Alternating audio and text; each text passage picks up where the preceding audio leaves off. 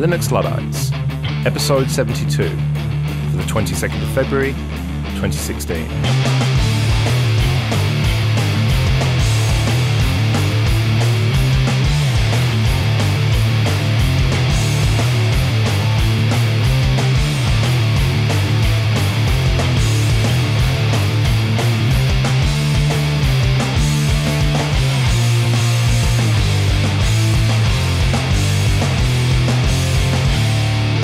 Hello and welcome to Linux Luddites, the show where we try all the latest free and open source software and then decide that we like the old stuff better.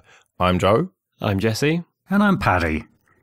Now, it's Mobile World Congress this week in Barcelona, and it promises to be an important one for Canonical, what with them showing off the new top-end phone and also the 10-inch convergent tablet we've spoken about previously. It's been almost a year to the day since we last looked at Ubuntu Touch, so stay with us after the news to see how that platform is shaping up. And later on, after your feedback, we were spinning up 3 different variants of Korora 23 to see how this supposedly user-friendly take on Fedora is really faring. It's going to be a pretty packed show, so should we just dive straight into the news? Yeah, let's do it. Let's start off with some Raspberry Pi news then. And first of all, Tizen is being ported or has been ported to the Raspberry Pi in an attempt to spur adoption. And I've seen some pretty negative reaction to this, which I don't really understand. I mean, it's yet another operating system available for the Raspberry Pi. And why not? If you don't want to use it, don't use it. For me, it's good news. It's yet another thing to play with. I'm probably not going to use it for anything productive, I don't suppose, but it's still a good novelty. Do you think some of the negativity is down to proprietariness of parts of Tizen anyway? And in which case, how do people square that with the graphic side of the Pi? Well, I think you're right to some extent there, but also I think that it's people think they should be concentrating on making phones and refining that rather than spreading themselves all over the place.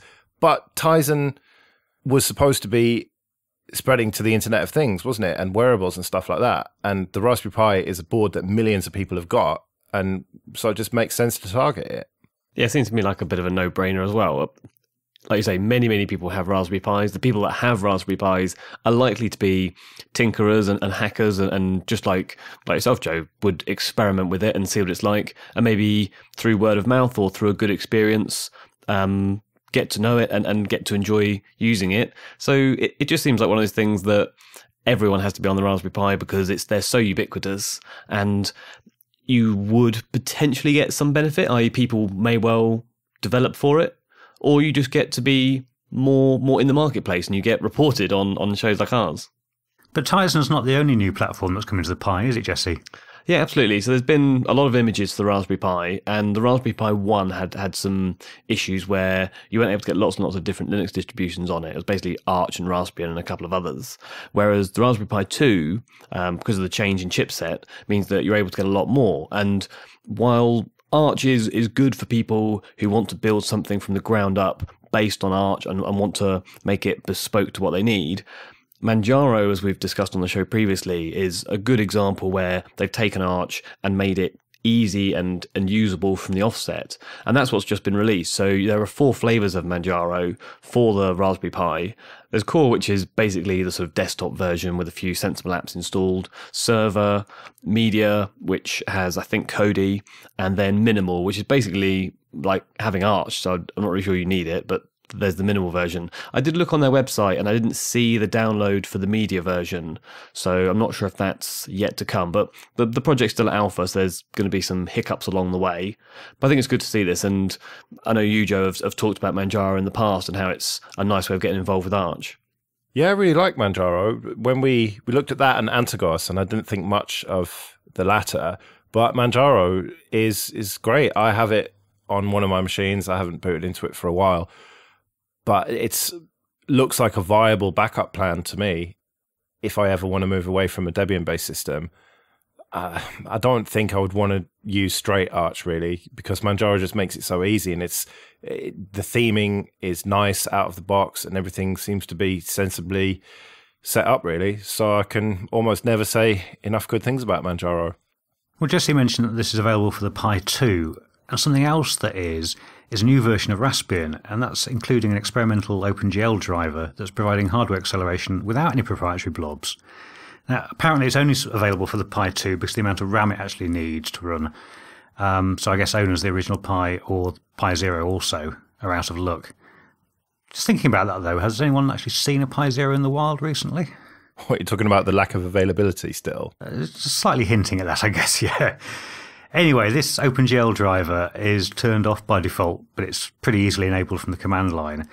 And it claims to make quite a bit of difference. If you look at the blog posts on the Pi Foundation's website, for example, they talk about GLX gears running with software rendering only, and that manages about 23 frames a second. But that climbs up to about 60 frames per second when you're using this hardware driver. It was a massive difference, and the binary blob was one of the big sort of sticking points of the Raspberry Pi. So if they were able to actually get this open source driver working smoothly, as it sounds like they have, it could be a win-win, because then you get fully open from the ground up. Well, we said it's experimental, and I tried it, and I don't think working properly is a fair thing to say about it. It's a very good step in the right direction, but it needs to be refined, and that's why it isn't default. You have to go into the command line to activate it, as you said, Paddy. And I wouldn't advise it at the moment. If you want to test it, fair enough, but that's all it's good for at the moment. But I'm hoping that within the next version, or possibly 2 versions of Raspbian, it might be developed to the point where it can be used as default, and then that's got to be good news, hasn't it? But speaking of OpenGL, Google have released Ion, the OpenGL library, as open source. And there's not much information about this at the moment, but I think it's definitely one to watch. So we'll keep an eye on it, I suppose, to steal a phrase from a long dead show.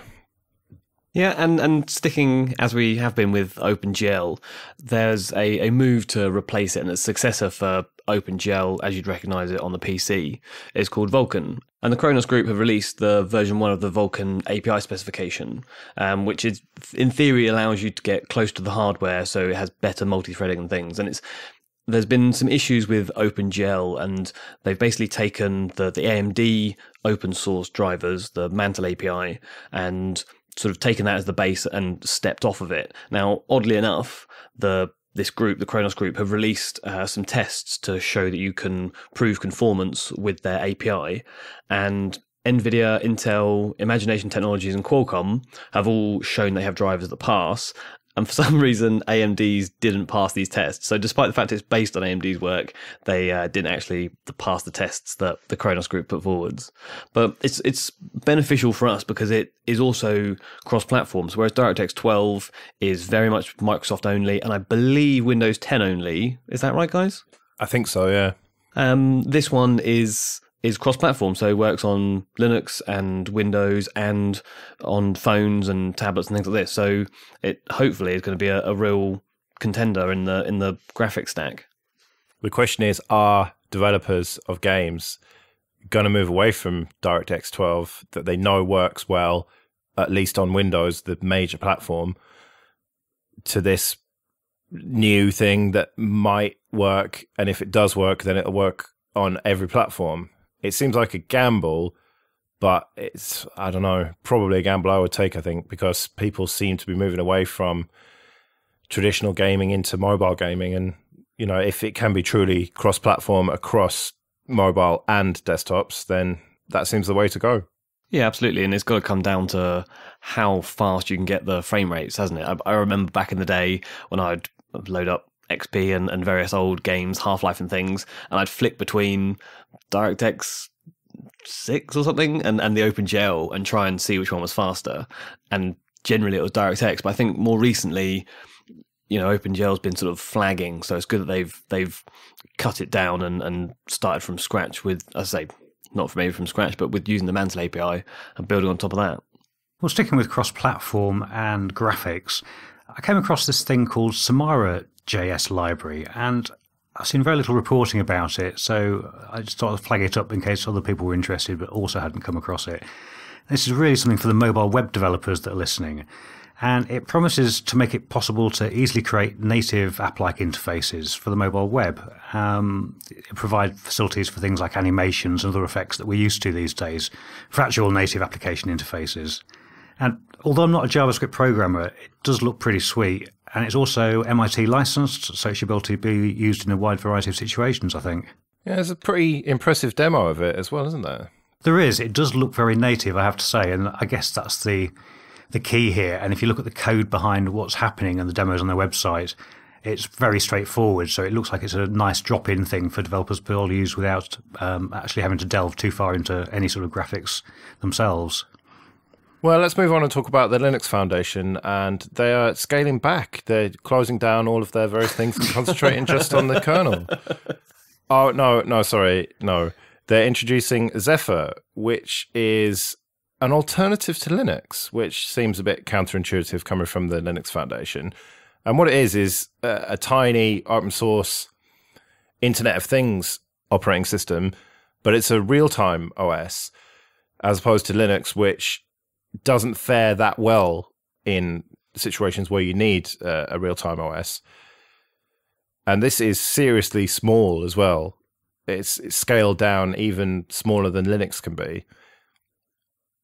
So I suppose you could say it's the Linux Foundation getting with the times and backing something in the Internet of Things space. But we seem to have quite a lot of these things already. Do we really need another is the question. Well, I suppose it depends on how you divide the Internet of Things, because a lot of the Internet of Things that we talk about are sort of Raspberry Pi-esque, like, for example, maybe the Tato that I've got, or Raspberry Pis and things like this. Whereas this is looking at the level down from that. So a little switch or a light bulb, or the absolutely tiny and as small as you can possibly be. So it's got a weird interface between a microkernel and a nanokernel, and there's a very flashy video they've put out, which, despite grinding me to the bone because they've got their less than symbol the wrong way around, so they reckon it's less than 10 kilobytes, but it shows the greater than, it killed me a little bit.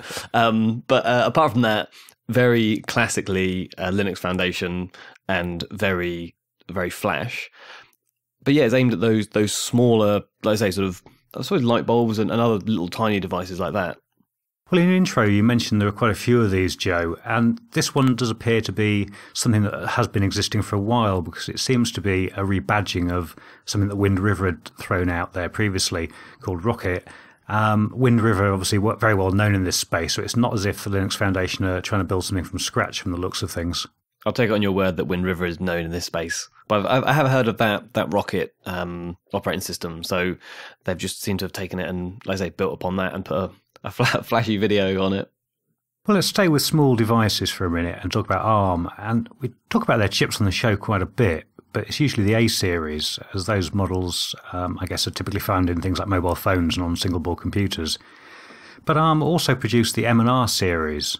Now, M chips are really low power and tend to be found in Internet of Things type devices.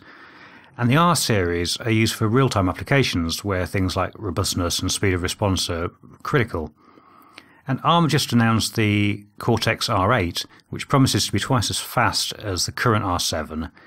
And I guess you'll likely see this quad-core beastie soon popping up in places like flash and hard drive controllers, and in chipsets for high-speed 5G cellular modems.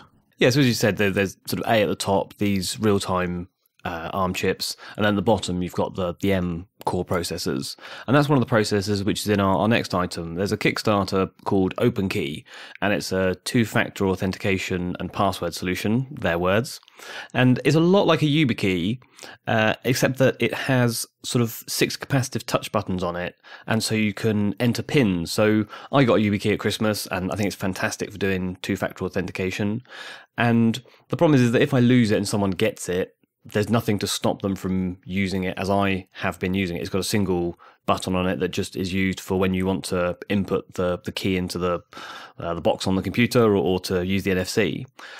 Whereas this one, to actually activate it and allow your passwords to be used, or the one-time passwords, you have to put a pin into it, and it then allows your passwords to be unencrypted and used.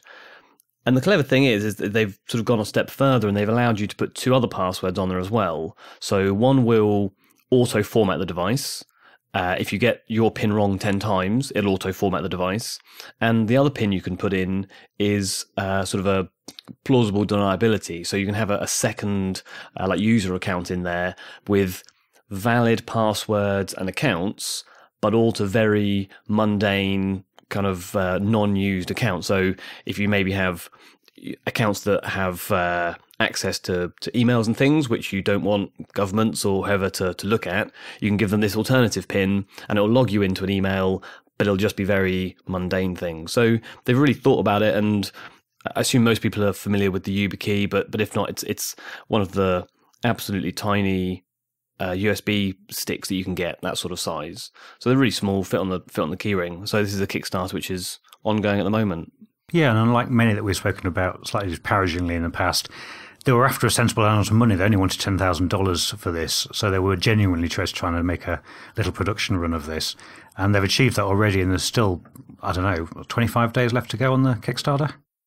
Yeah, and they do actually have working models, unlike other people who maybe have had some fanciful 3D printing. This one, they've shown it being used, and then they've shown how it would work and how they put it together. So it looks like they've really worked out what they're going to do, and like you say, are using Kickstarter for the absolute reason it's there. So you're quite into this two-factor authentication, Jesse. Is this something you might be interested in buying then? Well, I've already got one. That's my sole problem. I think it is very clever what they've done, and the idea of having a pin on it is a really good idea. I mean, the whole plausible deniability and self-destructing is a little bit over the top for what I need, really. But I like the idea of having a pin. However, it doesn't do that much more than the YubiKey does, so I'll be sticking with the one I've got. Well, it still seems quite a clever take on things, and that's really why including the next story as well, and that's about the Alcatel One Touch Idle 4S.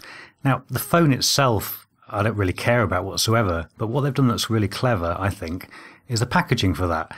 And they're shipping it in a hard plastic case, complete with lenses, so it's actually doubling up as a Google Cardboard virtual reality viewer. That's genius.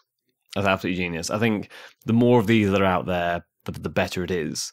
And I've recently come across a cardboard camera, which allows you to do a panoramic, not in up-down as well. You can't fill in the circle like you can with Photosphere, but you can take a flat panoramic all the way around you, and it uses parallax to work out what's 3D. So then it converts it into 2 images for the phone, for the glasses, pop your phone in, and you can actually look around the scene you're in. It will record some audio of, birds or building site, whatever it might be, but you can actually look around, and it's really, really good 3D conversion, and I've been blown away as to how well it works. So that's my tip. And if you're getting one of these terrible phones, but it comes with Google Cardboard, that would be my first app to install.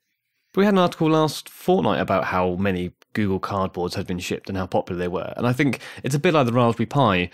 Because it's so cheap and there are so many of them, it becomes the sort of go-to place if you want to demonstrate something in 3D. And everyone has a phone, and they only cost like 10, 15 quid. So it seems like a really good intro to virtual reality. Now, they're never going to change the world because the resolution and the response rates and things, but it does become the one that people think of if they want to trial something. So it seems like a really good idea. Yeah, it still strikes me as being really gimmicky, but I was impressed just with the idea here of using the packaging rather than just being a cardboard box you're going to throw straight away. It actually serves a purpose. So let's move on and talk about Docker.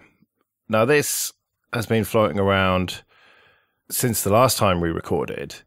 And the question is Docker ditching Ubuntu? And it's a bit confusing. It seems like the answer is no, at least not yet, because Alpine Linux is available for Docker, but so is Ubuntu. It just seems that it's not all about Ubuntu anymore, and Canonical are a little bit worried by that, by the looks of things. Yeah, Justin Kirkland from Canonical put up a blog post that, I don't know, I mean, it struck me more like a love letter that you'd send someone who had moved on slightly in their lives than any reasonable explanation for what the situation really is. Yeah, so the PR department came along and said, we're not jumping ship, we're not moving away from Ubuntu, we're simply going to support both platforms and give people the option of the streamlined, sort of minimalist and arguably security focused, fewer attack surfaces and things with Alpine Linux, or you can stick with the tried and tested and well-known Ubuntu Linux. And sticking with Ubuntu Linux and containers, there's been a lot of talk about the move to ZFS and the inclusion of it in Ubuntu, and it is going to be included in 1604.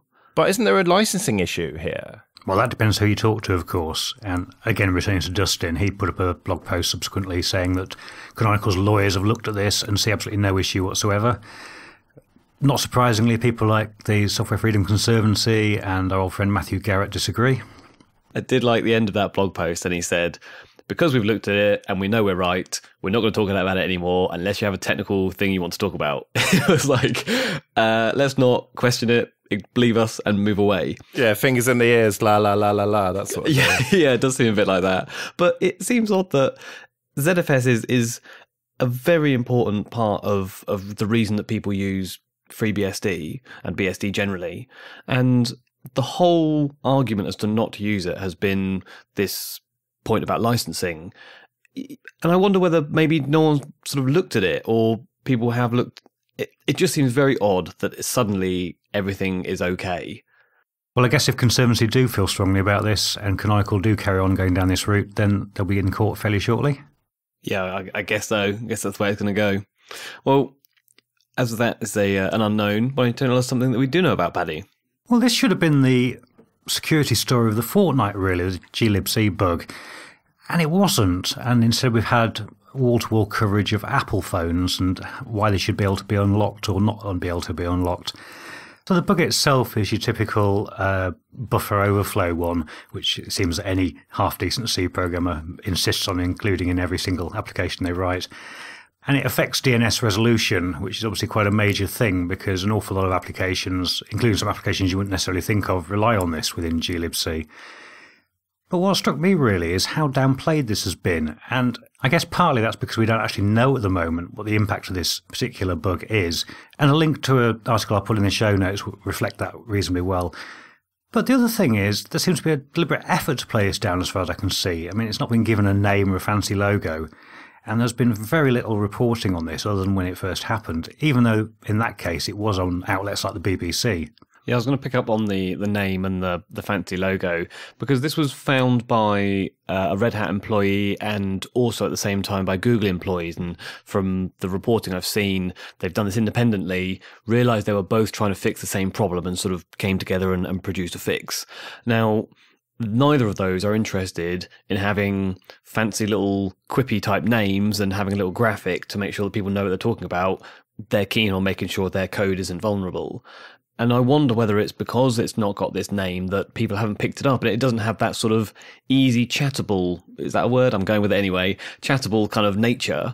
And so it maybe doesn't make it into all the various news sites and things. Yeah, and there's always pros and cons for that. I mean, a pro is that it helps keep the good name of Linux, if you like. The con is that potentially the good name of Linux in this case isn't such a good name, and it should actually be reflected that this is a hell of a serious thing going on. And it also means that we will have difficulty referring back to this in the future. I mean, you talk about Heartbleed and things like that, shell shock, for instance, and we know what they are, and it instantly comes to mind what they are, whereas we don't sit around quoting CVE numbers to each other. Yeah, you'll be saying, oh, it was that glibc one, do you remember it? And people won't. Yeah, well, regardless, I mean, the issue here is that we don't know how big an impact this is. I mean, potentially it could do cache traversal, which means that code locally could be hitting up DNS servers, which could have some poison things in that only affect you once in 1,000 times, for instance, but that will still actually hit you. And it's just a bit concerning that there's been so little investigation or published investigation about this so far. There's a patch out there we've all applied, I'm sure, but we really don't know what the impact's going to be longer term. Well, speaking of that caching, does that mean that even if you've patched, you could still have problems? That's talking about from a client point of view, if you like. There's two different ends to this. Obviously, you as a computer user and whether you're going to have a problem on your local machine, and you as running a server. And I presume your server's fully patched up already. Yes. Yeah. So hopefully not, no. But the point is that we don't know what the impact is at this stage.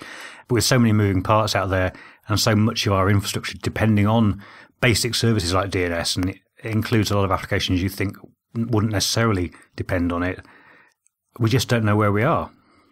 And something else that hopefully we'll find out a little bit more about in the next few days is what on earth has been going on with the security at Linux Mint. Yeah, this is quite late breaking news, isn't it? Clem's put out this blog post saying that due to a WordPress exploit, the Linux Mint server was temporarily taken over, and the download link for the 17.3 Cinnamon edition of Linux Mint actually pointed to an ISO with malware in it, which is really not very good at all, is it?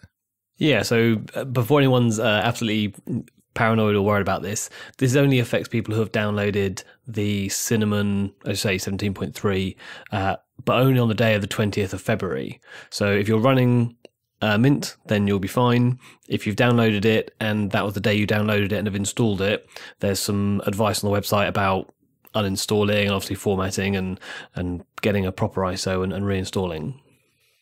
But if you've got an ISO and you're not sure about it, then use the absolutely foolproof MD5 checksum. Would that be the MD5 checksum acquired from the same place as the actual ISO that's iffy? Yeah, exactly. What a foolproof plan that is. Yeah, or the MD5 checksum that's sort of fairly easily made to be exactly the same as the proper one, even though it's the different content it's checking against. Yeah, so it's not very good advice from Clem there, is it, really, to check MD5 sums? It's not. And, I mean, later in the day, he also put up another blog post saying the forum data had also been stolen. So this just escalates and escalates. It does, and I'm unsure what he's talking about there, because he says that the username's gone and your forum password and your email address and blah, blah, blah. But he says an encrypted copy of your forum password. And again, does he mean an encrypted copy or does he mean a hashed copy, a hashed and salted copy? Because if it's encrypted, potentially that's easily reversible if they've got the key. Yeah, even if it's hashed with a weak algorithm, it really does need to be salted. But this happens all the time, doesn't it? When people get their forum databases stolen, they talk about encrypted because that makes people feel safe. And is it that the kind of person who uses Linux Mint is new to it and doesn't really understand the terminology? But either way, he should be more clear about it, I think. So, I mean, we've sort of lambasted the MD5 method, and up until now, I think I basically used the MD5 method to make sure that the download wasn't corrupted, assuming that the download was legitimate at the start.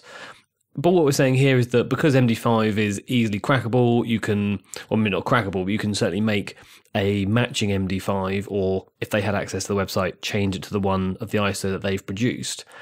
Is there a way around this? I mean, is it just a case of moving from MD5 to SHA-256 and that's the most sensible and only legitimate way of proving it? Well, yes, upgrading to a more robust hashing algorithm is potentially one way of doing it. The other way, of course, is having public key signing. Unfortunately, that makes it life a lot more onerous for the person downloading the ISO to do the verification, and they have to be comfortable using GPG. So an awful lot of people don't and are quite happy just using the checksumming. Well, I usually use torrents, but again, that's not really very secure, is it? Because if you can replace the ISO, or at least the link to the ISO, then you can easily replace that torrent file. Oh, I was of the impression that it would be more secure because it's hosted by multiple people. You know, like you can't replace everyone's ISO file that they're sharing. Yeah, I think that's a good point, actually, because if you think through what we're talking about here, potentially what the attackers could have done with Linux Mint was actually replace the MD5s on the website, and that would have been one way so that no one would have noticed for probably a longer time. If they were particularly clever, they could have actually designed the ISOs they were pushing out to match the existing MD5s, so that if you were getting an MD5 hash from somewhere else, then even then they would have matched quite happily, even though the contents of the ISO was different. And I've got to think that if you're potentially a state actor, that's probably a really good way to go about it, because it would be virtually undetectable. Well, as we record this, the website's actually down, linuxmint.com and www.linuxmint.com. So potentially there might be more to this story. Maybe the attackers got away with more than we know already. Yeah, in the blog that they put up, Clem always replies to the comments, and going down some of the comments when it was up earlier today, I was able to see that someone had said, I've just looked at this ISO, and it's also coming from, I think they're coming from somewhere in Eastern Europe, the served ISOs, and they were saying that this is like an unusual location to be serving it from, and Clem said, yeah, true, I'm closing all the servers down. So they were the ISO servers, but perhaps it just got to the point where they need to take the entire thing offline and reassess. All I can think is that instead of coffee, tomorrow morning it's going to be champagne at Canonical HQ, isn't it? I don't know. Maybe they're going to be looking at their security as well. Yeah, I think in Ubuntu's defense, if you like, they do actually provide some decent instructions on how to do GPG signature verification on ISOs, and I've not seen anything like that on the Mint site. And just generally, this whole thing looks like amateur hour, doesn't it? It makes it seem like Ubuntu is this proper company who's doing things professionally, whereas Linux Mint just looks like a bit of a 2-bit operation right now. Yeah, but I would take some disagreement to your point, Paddy, because having looked at this and known that we were going to talk about it, I looked at the other sort of most popular distros online, and downloading the various ISOs, on Ubuntu, Debian and CentOS, you can download it without anyone actually saying, have you verified this ISO? Do you want to check this or do any sort of checksum on it? And so you can actually get them without any kind of flag at all. Other ones like Arch and Mageia offer you MD5 or SHA-1 either before you click the link like on the website, or once you've clicked it, it starts downloading it. It points you to, once you've downloaded it, you should do this and the other.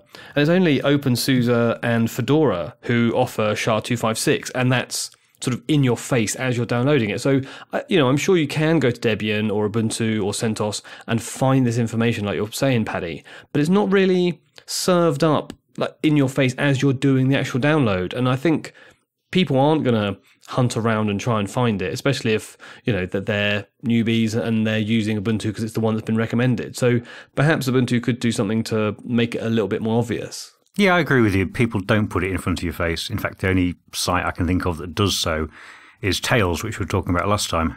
Well, as Paddy said, I'm sure we're going to learn a lot more about this over the coming days and weeks. But let's talk about Firefox, shall we? And just briefly, Debian's going to start calling it Firefox again, by the looks of things, rather than Iceweasel. So that might confuse people a little bit less. But Pwn to Own have decided that enough's enough. They're not going to feature Firefox anymore. So Pwn to Own is a competition where hackers, if you want to use the tabloid term, get together and try and find 0 days and exploit various browsers and operating systems and things and win prizes for doing so. But Firefox is considered either not relevant enough or more likely too easy to attack. So it's not going to be there along with Internet Explorer and Chrome and Safari. So in previous showings, they've had, I think it was 4 0-day exploits highlighted.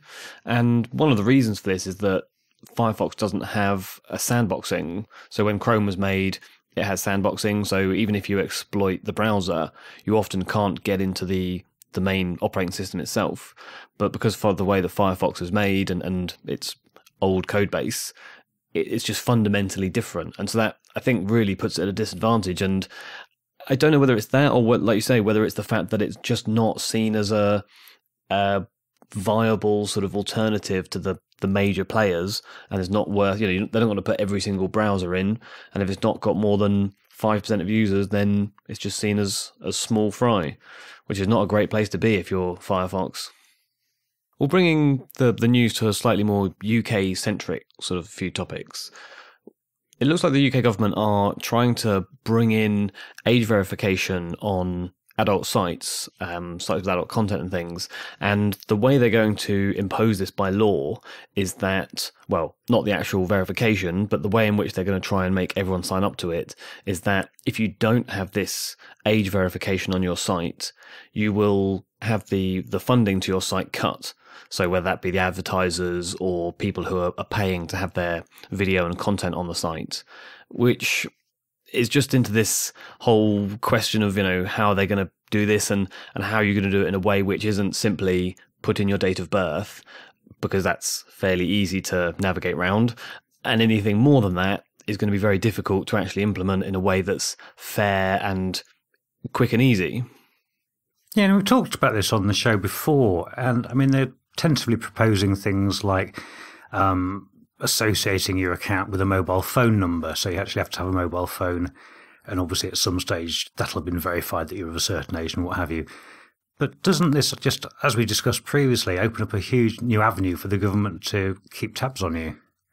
Well, it depends which way they do it. If they do it in an effective way, then yes. If they do it in a completely ineffective way, like if you go to the website of any alcohol manufacturer, for example, yeah, I don't know if you've ever done that, but, go to the Foster's website or whatever, you have to, as Jesse said, put in your date of birth, which is just totally meaningless. I suppose it covers them insofar as they can say, well, you said you were over 18, so it's not our problem.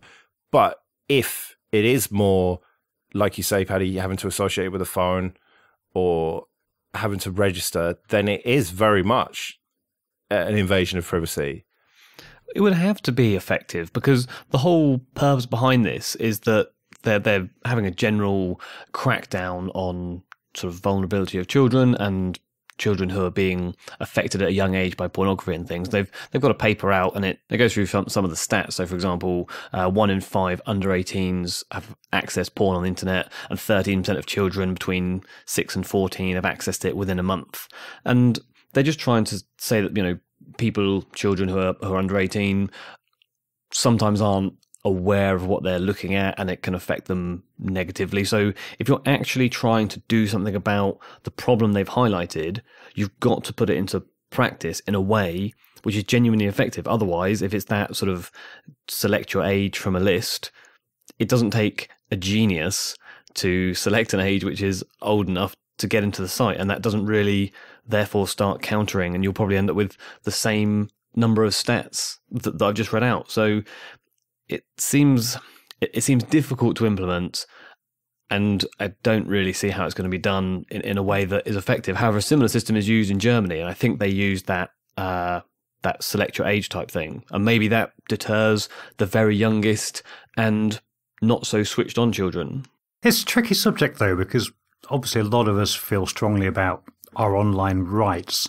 But if there are these laws in the real world, and there are, as in this country, there are laws about how you display materials containing this sort of adult content in the real world on newsagent shelves and what have you, then why we're making any expectations that there will be a different approach adopted online? It's kind of naive, really, isn't it? If there's one law in the country, then that law should be enforced, whether we like it or not. If we don't like it, we should be trying to change it. Yeah, like the watershed, for example. In this country, you can't use certain words, you can't show violence and sexual nature before a certain time, because that's when children are supposed to be up, or are likely to be up. And then after the watershed, you can show not anything, but a wider range. So I think you're right. It's not that you can't go on your high horse and say, oh, they're taking away my right to, view things that are going on, which normally go on behind closed doors. It's just the natural progression from this is what you have every day when you are in the real world. It should apply online as well. Yeah, and it's slowly creeping in anyway. I mean, we didn't talk about it, but a couple of weeks back, Sky announced that they had previously been doing sort of an opt-in or opt-out of filtering of adult content, and it is definitely going to be opt-out going forward. So you're going to have to physically get on the telephone and ring them up and ask to be allowed to access this sort of content, which has got to be a huge discouragement for a lot of people and to gain access to it. Anyway, and staying with the UK government, Her Majesty's Revenue and Customs, which is our local tax authority here, is refreshing what they call their multi-channel digital tax platform, and that provides online access to individuals and businesses for doing things like filing your tax returns and paying any liabilities online, which is something I do. But it appears that some of the infrastructure is being revamped and that HMRC have decided to go with a solution based on OpenStack. And this is apparently being provided by a UK-based company founded by Mike Kelly. And Kelly was also responsible for the UK Internet hub Telecity. To be honest, though, I'm tempted to believe one of the commentaries on the article that I'm going to stick in the show notes, who suggests that OpenStack element will really just be some sort of front-end web wizardry, and that the data lifting at the back end will actually be carried out on SAP boxes. It seems to be a lot more plausible to me. Is this actually going to save us any money then, do you think, as a taxpayer? Has any government IT project ever saved us any money? Good point, yeah. But surely it's got to be better than using proprietary solutions. But if it's sat on top of SAP, that's proprietary, so it's not really getting you anywhere. Oh well, almost finished the news on a win.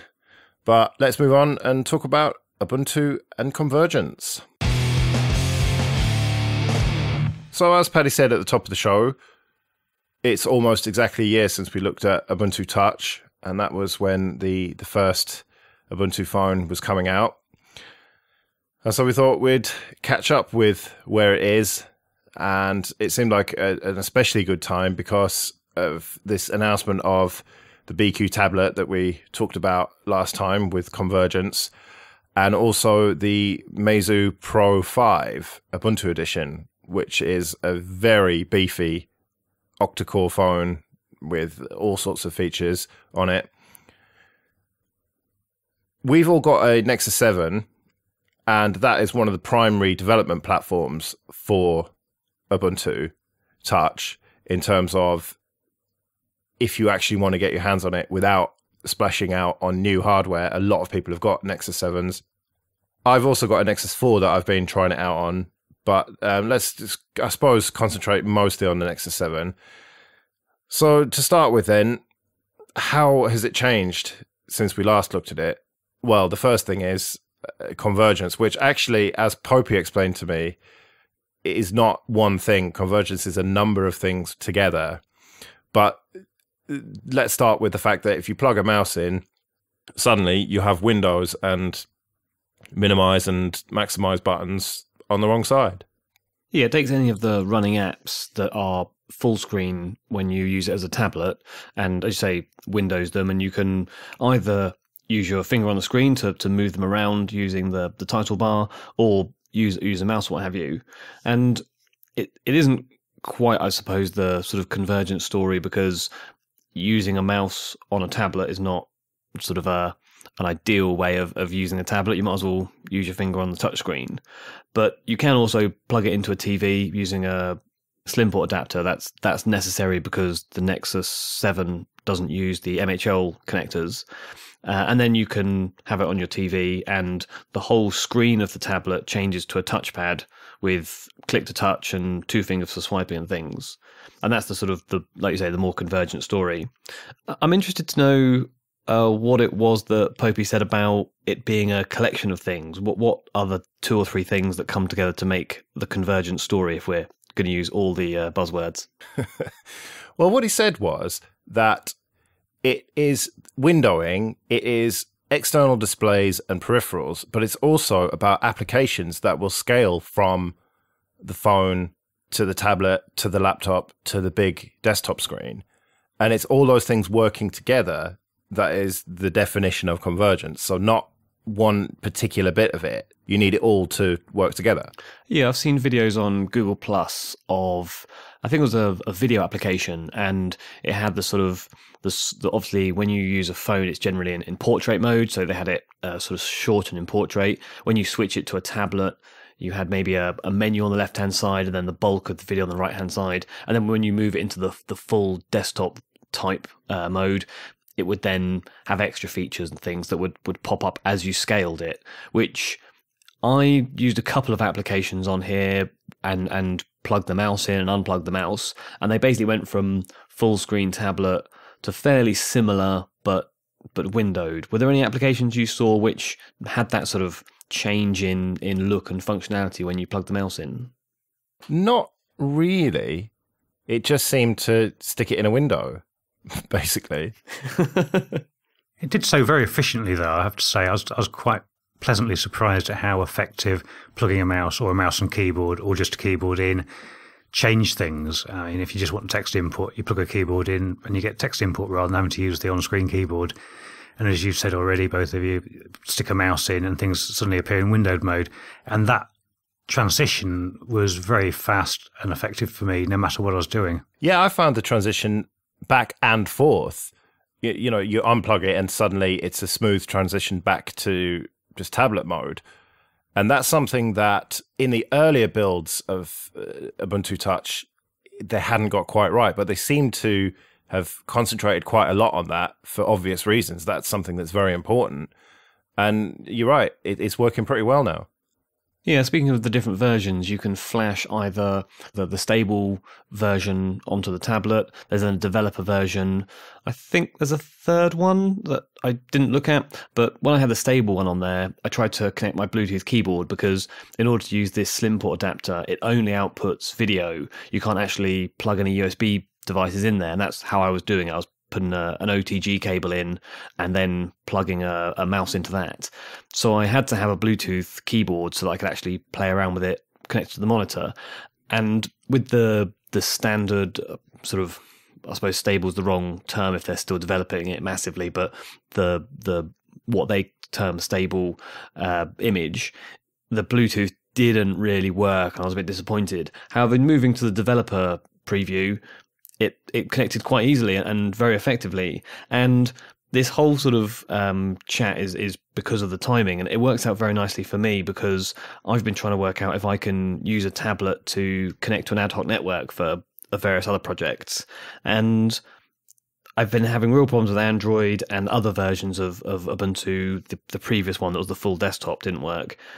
And moving again from the stable to the developer image has allowed me to see the ad hoc network. So there's clearly a lot of work going on, and I would suggest that if anyone does think about having a look at this themselves, they go for the developer one because it's moving so quickly and there's so many things being added that you've really got to be at the forefront. And I think that's kind of a point that we need to get across, is that we will have some criticisms of this, but we understand that this is still being updated and changed and moving at a rate which is, you know, absolutely phenomenal. And we're only seeing what eventually gets released for a tablet which isn't in the suite of, let's say, dedicated Ubuntu devices. So it is one of the officially supported ones.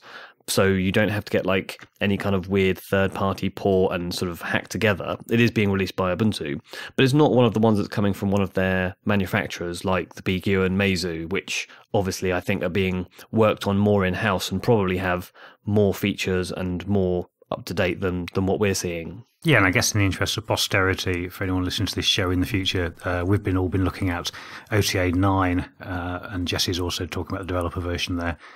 But you mentioned a few things changed and it's a rapidly moving target. I mean, I was really pleased with how some of the core apps within Touch itself have improved in the last year since we last looked at them. I mean, things like the clock and the weather app and, you know, just the basics that are there out of the box.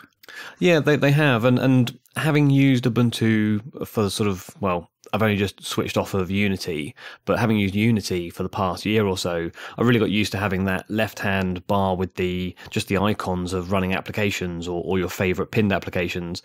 And so as soon as I plugged it in and got the mouse on, it seemed very natural to look to the left for that list of applications and pinned items. So it does feel quite natural to have that left-hand bar both on the tablet, you know, standard touch interface and for the mouse interface. And it's clearly a vision they've had, and now it's starting to get tied together. It's starting to make more sense. But they have made some changes to the interface, haven't they? I mean, the thing on the right-hand side of your tablet when it's in landscape mode, for instance, that Twitter appears in.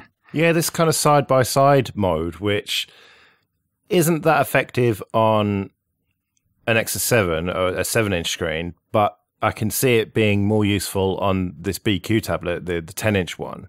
I could see it being useful if it was a side-by-side mode, but it's a thing on top of mode, really, isn't it? Because if you, for instance, launch Twitter from the main app screen or scope screen, whatever they call it, that overlays on top and you can't gain access to the icons underneath there. So if you're wanting something on the right-hand side of the app screen, you have to get rid of that thing that's popped over the top in the first place. Yeah, and the settings menu is similarly it's basically phone size, isn't it? So you've got a full landscape when you've got the tablet in front of you, and then it pops up as a portrait version, which would be the phone size equivalent of that application.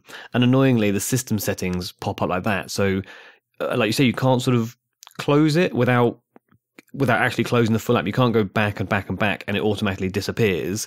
You have to manually close that application to get back to the main set which are behind it, which is a flaw, but I assumed going to be ironed out.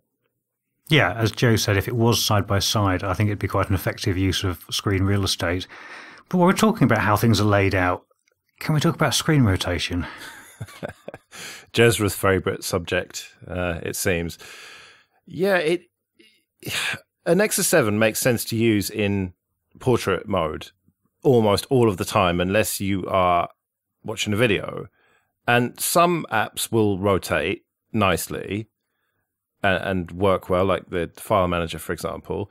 But then you go back to the home screen or the scope screen, whatever you want to call it, and that will only work in landscape, which is just an inconsistent experience. And it makes me wonder, is that going to be the same situation on the BQ tablet?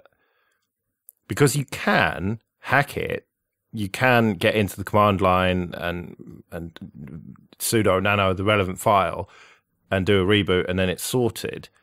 But the average person who buys a tablet, you know, the end consumer, not a tinkerer, that's not really acceptable, is it? They're not going to do that. I think it's bonkers, absolutely barking, because a lot of the apps will actually force rotate into portrait mode. Even if you've got screen rotation lock turned on and you set that whilst in landscape, you launch a browser, it'll suddenly go portrait.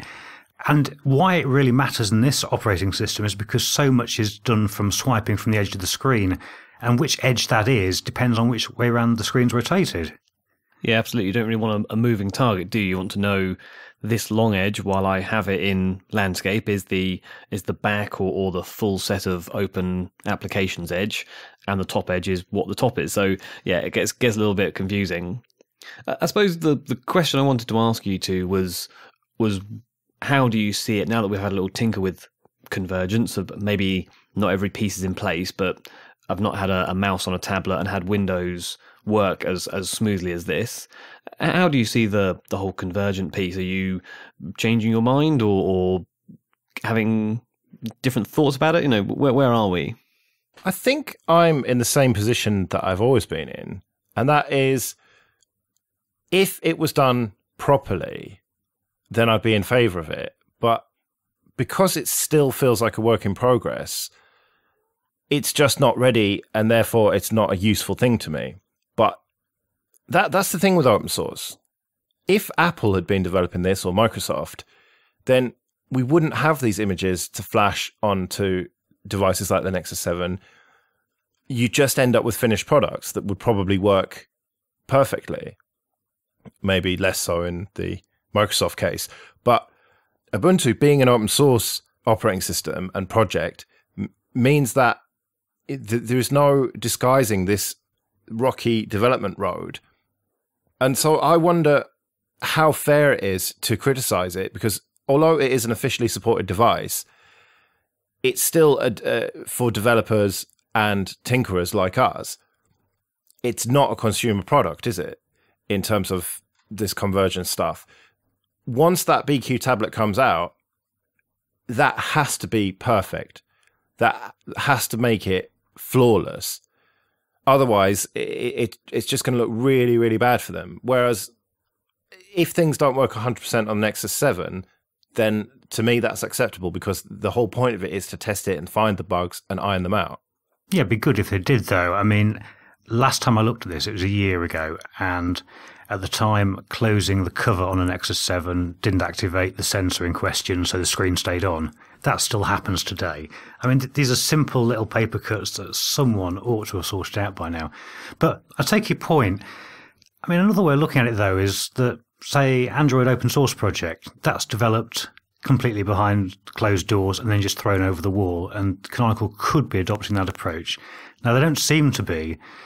Unfortunately, all the documentation, well, there's an absence of documentation as far as I can tell. I mean, when you're looking at running things like X11 apps, which is something we all tried, and I think probably is worth talking about, how that happens has changed quite a lot in the last few months as far as I can tell. But finding any documentation that would help a developer, help someone just enthusiastic about where the platform's going like we are, sort of get a foot in the door, it seems to be non-existent. So, I don't know, I see a lot of glitzy videos for this and a lot of marketing spiel, and I also see an open source development process going on, but without the support there for developers or people who are interested in the product. And they've made huge progress. I don't want to downplay that. I mean, I was really impressed with how this has come on in the last year. But it isn't an easy thing to approach unless you're intimately involved with the projects, I don't think. Well, you talked about X11 apps there. And to get into that stuff, then you need to use it as an Ubuntu system. And that, to me, is the USP here of Ubuntu Touch. You've got a phone and tablet operating system like you have with Android or iOS. But what sets it apart is the fact that it is Ubuntu underneath, albeit a different version of it. But you can open a terminal, and that is installed by default, and you can run commands. And given the right commands, you can actually do apt-get installations. And that is required to get X11 apps running, at least on the Nexus 7. I think that stuff will be installed by default on the BQ tablet. We'll have to see about that. But it's one of its key strengths to me, the fact that you do have basically a Linux box in a tablet. And I'd like to see more focus on that, or at least, well, for example, put it this way. In order to do anything with the terminal, you've got to remount the file system as read-write, because it's read-only to start with, which seems reasonable. I mean, we could get into that, but I don't think we should. But if you then, once you've made the file system read-write, you can edit fstab, but then if you reboot, it reverts to what it was before. So you can't tell fstab to mount the file system read-write every time. So every time you boot it or reboot it, you have to go in and do that, which, okay, it's not that difficult to do. It's only one command, but it feels like they could make that easier, that kind of stuff. But we've discussed this on a news article, I think, a little while ago, and the problem is that they're coming at it from it's a phone and it can also do a desktop type thing. So when you have a phone, everything is sandboxed and everything is locked down so that every application runs on its own and doesn't have access to your files and your folders. So, for example, the camera needs to write to the photography or the photo folder. You have to allow the camera access to that folder. Then when you open up your gallery, you have to then allow the gallery read access to that folder. So you have to be it's very picky about what has access to which folders and the root file system and things like this. And they were saying that the plan they're going to have is to lock everything and then open it up one by one as things are necessary, and go through the process and the discussions on what should have access to what files and what the permissions should be. And rather than what you're used to is a desktop where everything is open and it's the user's knowledge and it's down to the user to decide whether or not they're going to mess around in the root partition or whether they're going to sort of install this or change that. And so I think you've got to have the hat of it's a phone and everything is locked to start with, rather than it's a desktop which is also a phone. It's the other way around of thinking. But isn't that the point of convergence, that you only have one device? It is both equally. Yeah, but they've made a phone operating system which they are sort of pushing into the desktop, not a desktop operating system which they're moving over to the phone. And the phone has to start from isolated, locked areas. I mean, I know when we were at OggCamp, there was a talk about how the phone got exploited, and that was embarrassing, but it was because certain things hadn't been locked down and it wasn't running in the way that they thought it should be. And it means that someone can't write a phone app that everyone installs from the Ubuntu store, and then it completely overtakes their system. And I know what you're saying, but I think you're trying to have basically an Ubuntu desktop on a tablet, but it's not starting that way. It's starting from a phone, which has these security walls for a reason, and very good reasons, and they are carefully working out how to get around those to make it feel more like a desktop. So eventually it'll get there. I think eventually they're going to have to iron these things out so that it works as smoothly as you and I want it to. But as we've talked about, it's all part of the development process. Okay, well, let's actually talk about Xmere then. And once you get that running, you can install standard desktop applications. But your mileage may vary, I think is a fair phrase here.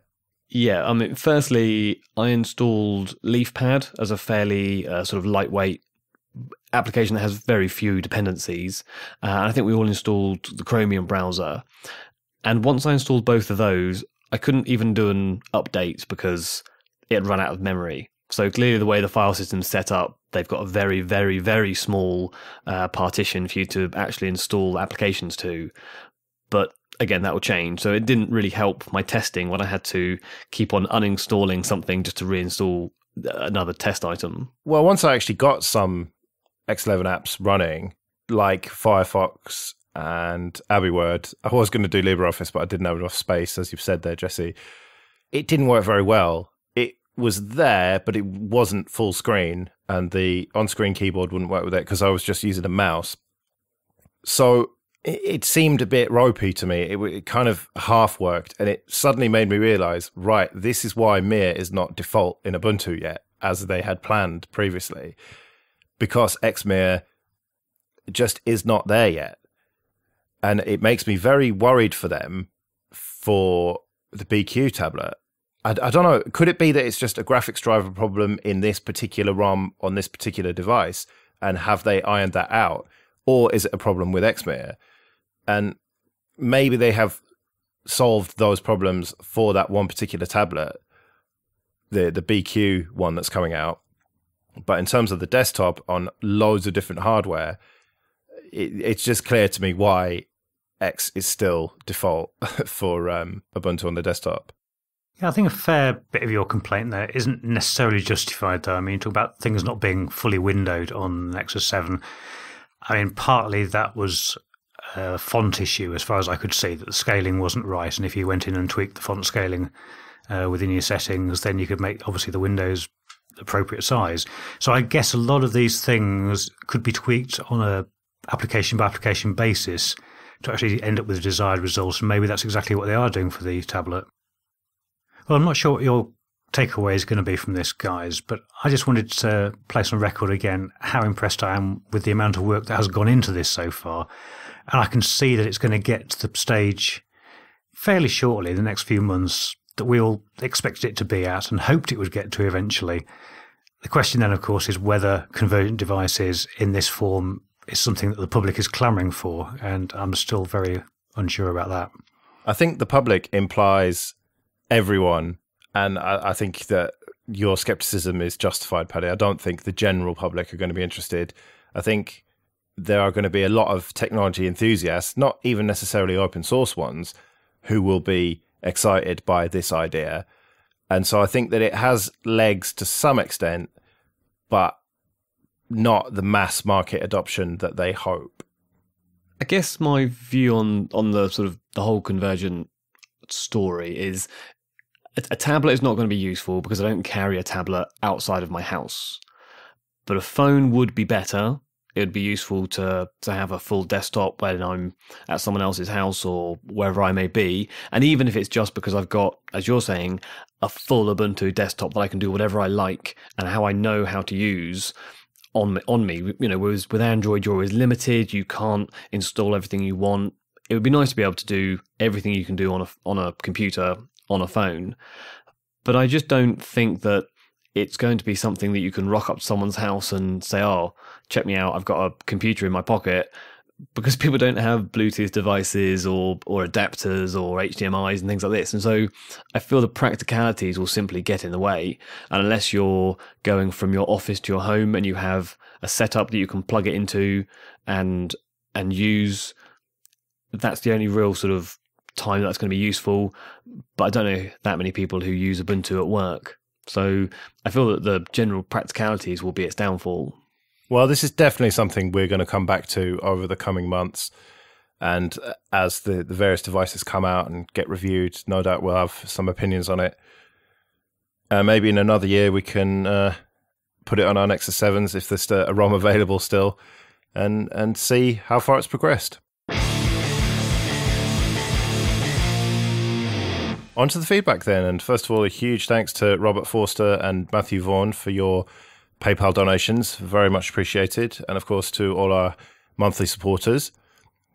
And we haven't mentioned Flatter for a while. That's because we stopped getting emails and didn't realise that people were flattering us, but you checked that recently, Paddy, and it turns out people have been.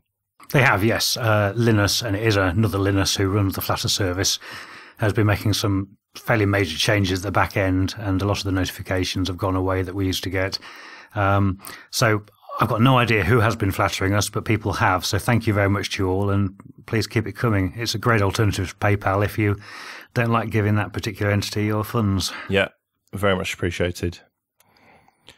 So contact details. Now, I've realised that I never do this properly, really, after 70-odd shows.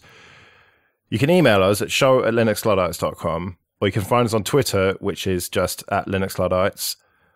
Or we've got links to the Facebook and Google Plus groups on the website. They're kind of too long to read out.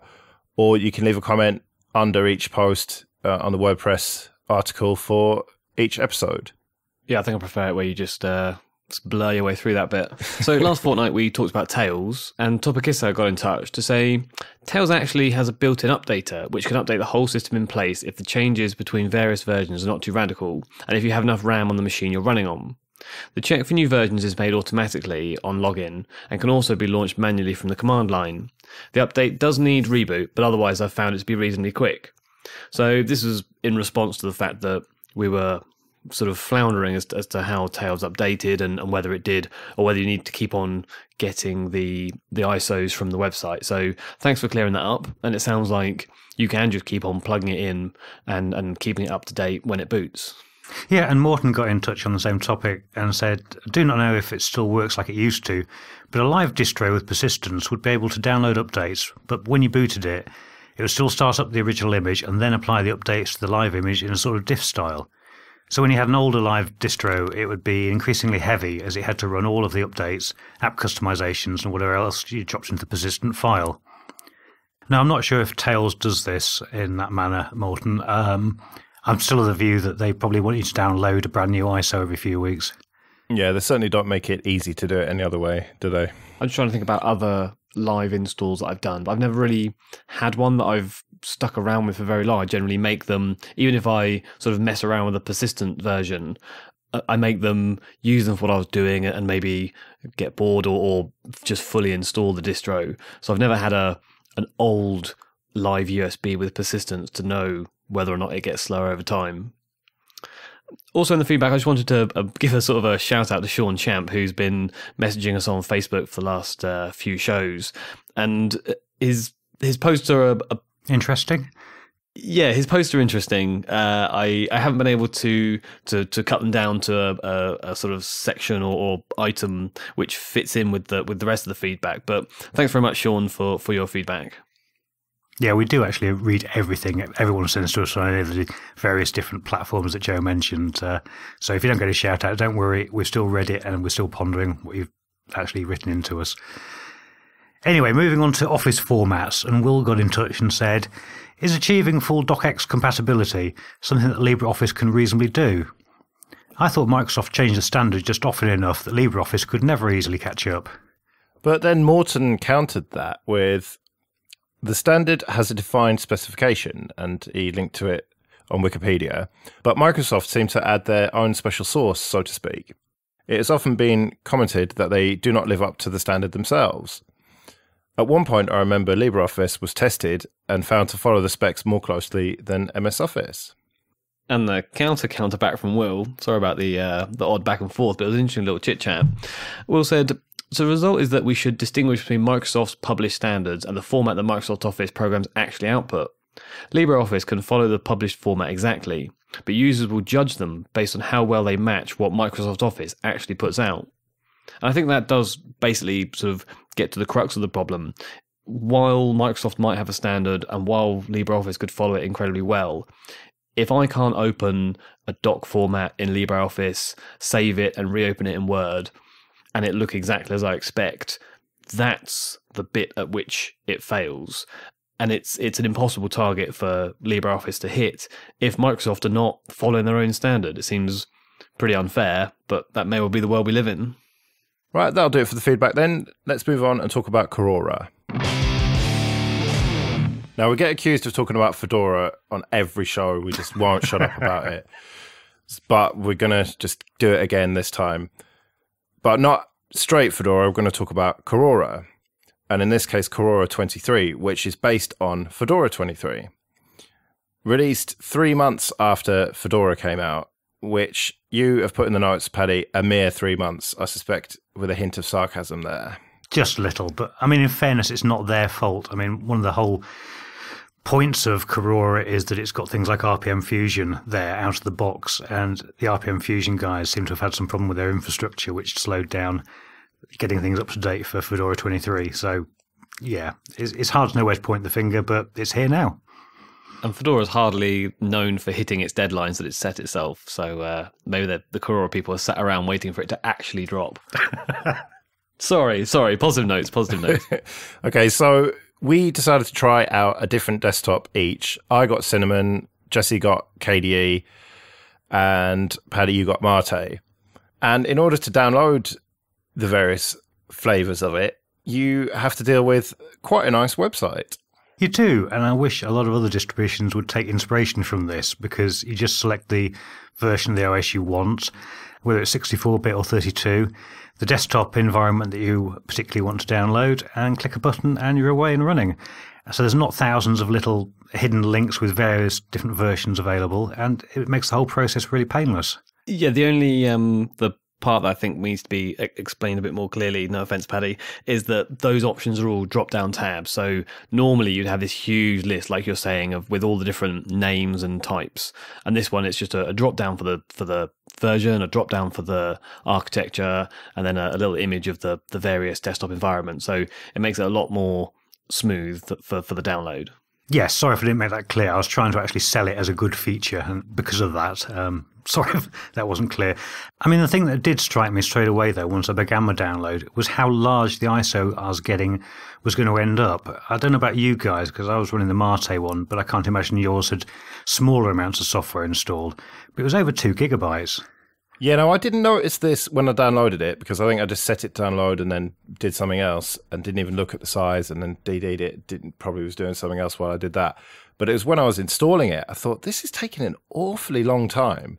And then it was only once I'd booted into it and looked in all the menus, and it just has everything that you could possibly imagine pre-installed, which is not the kind of thing that I'm usually a big fan of, to be honest. But I suppose it saves you a bit of time installing things later on, but then you've got a lot of stuff to keep up to date as well. So, yeah, it's a bit of a downer, really, there.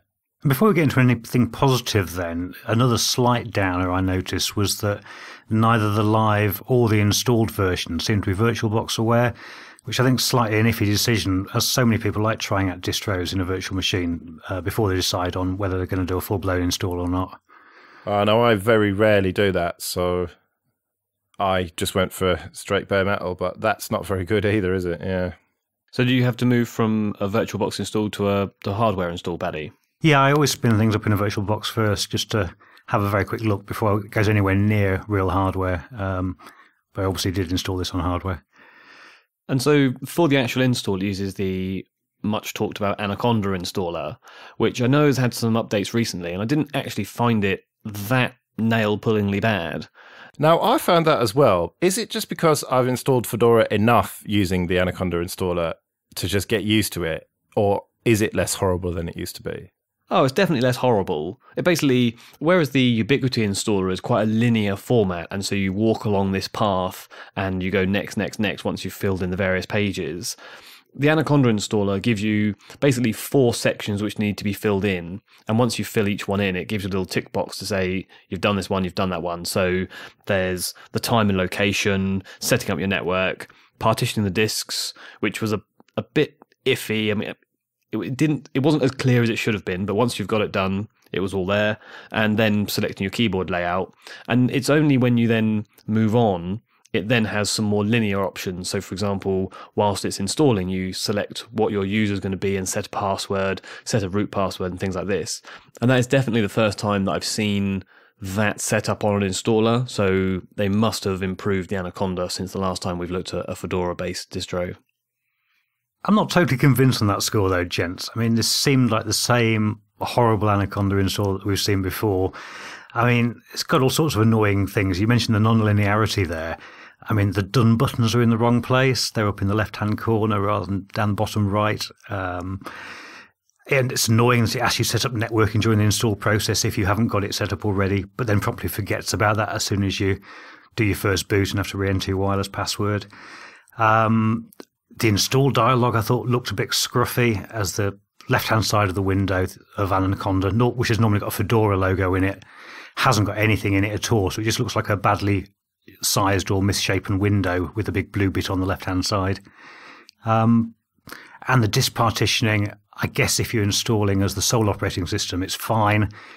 If, like me, you're trying to put it on a box which has got a couple of versions of Linux on and a Windows 10 install, it can be a little bit nail-biting trying to find the right partition and get it set up and not actually destroying the wrong thing on your disk. So we're agreed that your mileage may vary. That's the best we can say about it. I think it is, yeah. But once it is installed, I was really pleased to see a very simple little welcome dialog appear. I think my view on welcome dialogues has changed since the amount of effort that I know Martin Wimpress has put into the one on Mate. And so I paid a lot more attention to this one. And I agree, it is quite a useful little welcome dialogue. I just closed it as usual. Okay, that's not fair. I did have a quick look at it, but it didn't seem to offer me anything hugely useful. Maybe I should have spent more time looking at it. I did note that whilst I was going through some of the documentation on it, so for example, the updates which have been applied and some of the new features, I had a pop-up saying that there are 80 updates available. So I was pleasantly surprised to see that, I know this is your sort of bugbear, Joe, that the updates were automatically searched for in the background, and as soon as they were there, it was advertised. I did have some problems installing them, and it kept on failing and messing up, and in fact I had some various issues installing software. So while it's useful to have the search done for the updates, it would be more useful if they installed first time properly. Was that using Yum Extender?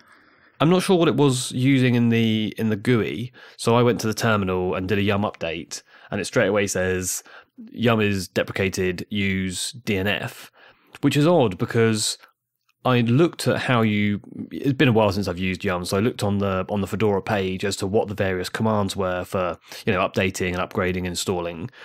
And it was going through all these Yum commands, yet actually running them, the first thing it says is don't use Yum. So Fedora really need to get their act in gear when it comes to their documentation, because it doesn't use Yum anymore. It should be DNF from start to finish. Well, hold on to your hats, chaps, because I'm about to say something positive about Fedora. And that is that Yum, as it used to be, now DNF, I don't need to look at documentation. It's all just so logical. DNF update does basically sudo apt-get update and sudo apt-get dist upgrade. DNF install VLC, installs VLC. It just seems to be just logical. For basic commands, you don't need to look it up because it just does what it should. It does. It's slightly slower, I think, than the Debian equivalent still, which is a shame. But it did work well, and Yum Extender as a graphical front end also worked well for me. Although, again, that's a modern GTK app, so it's got cryptic icons at the top you have to hover over to get the tooltips to actually see what the buttons do.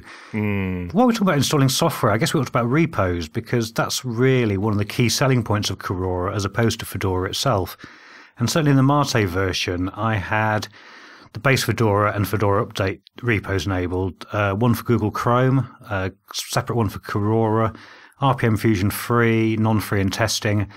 And there were some other available repos, but not enabled, for Adobe and VirtualBox and a couple of other Google products. That's pretty useful, yeah. And now that you've mentioned the Yum extender, there's that, but there's for GUI installing.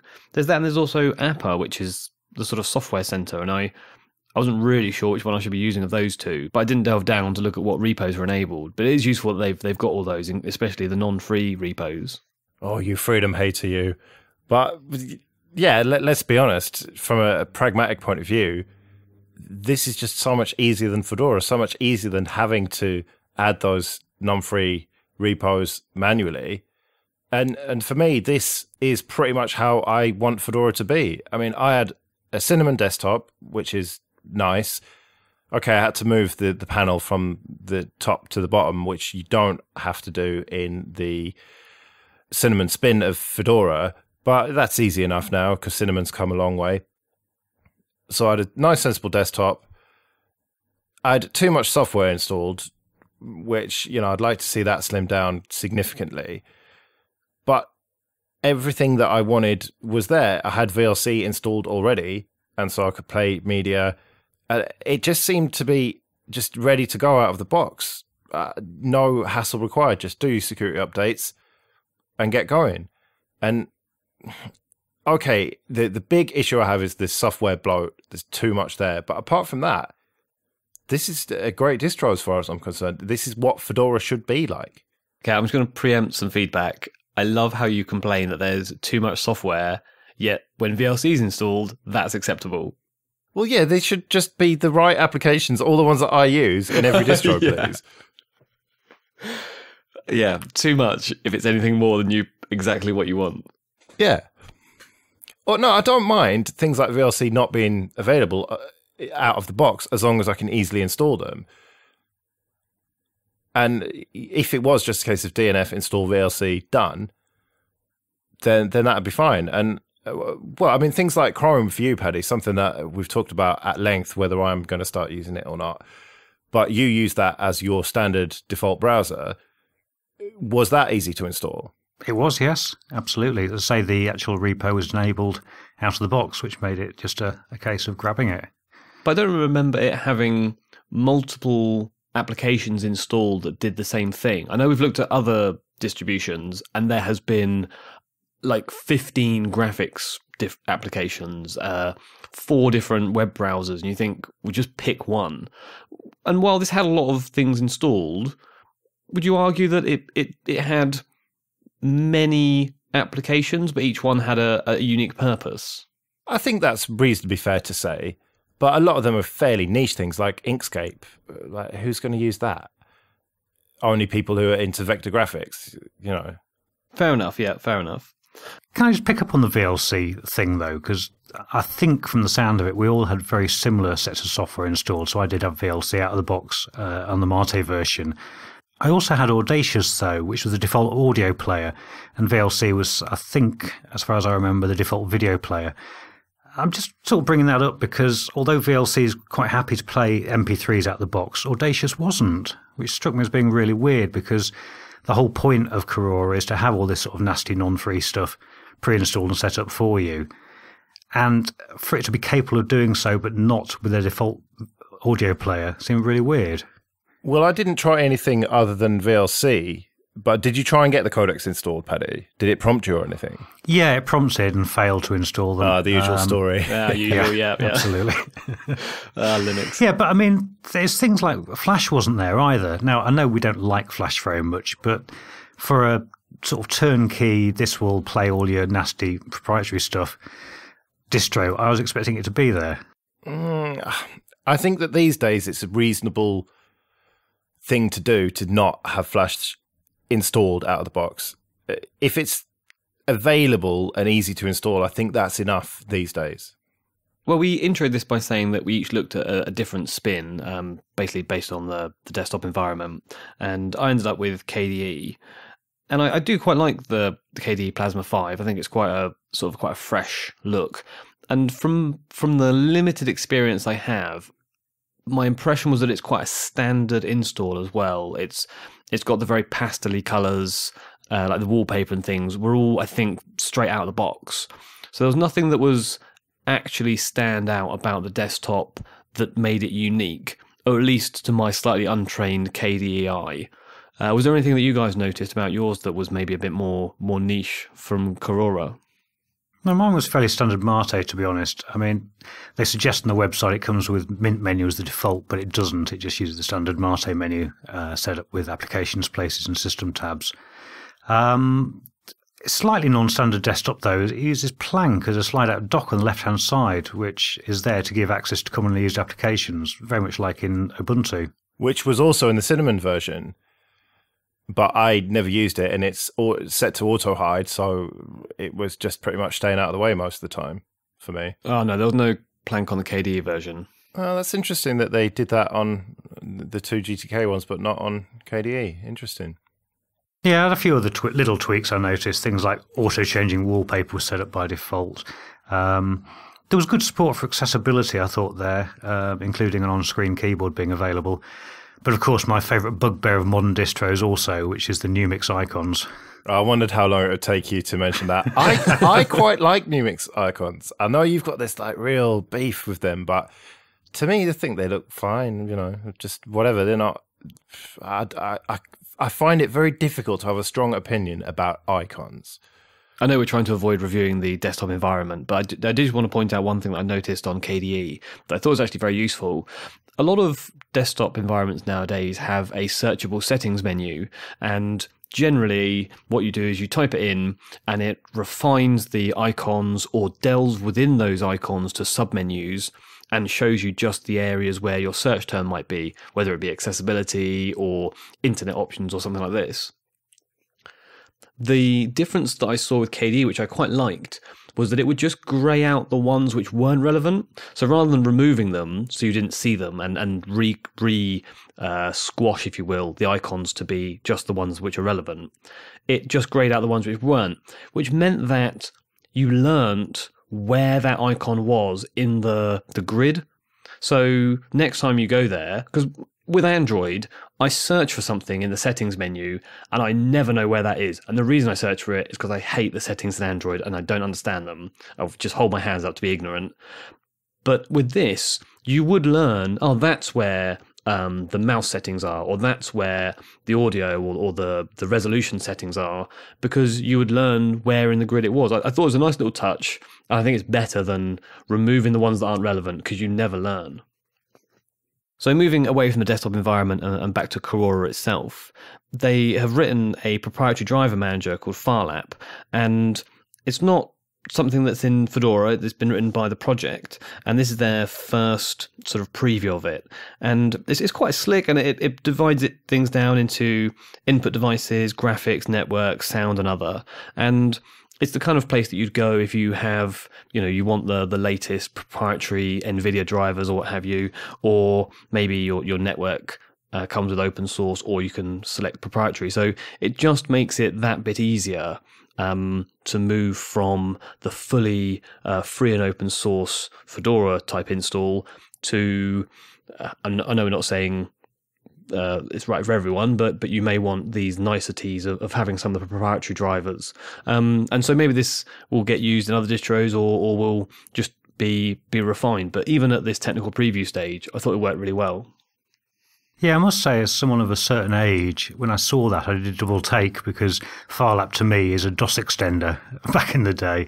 They obviously reused the name, but yeah, it was a good application, I thought. It was a good system utility to have.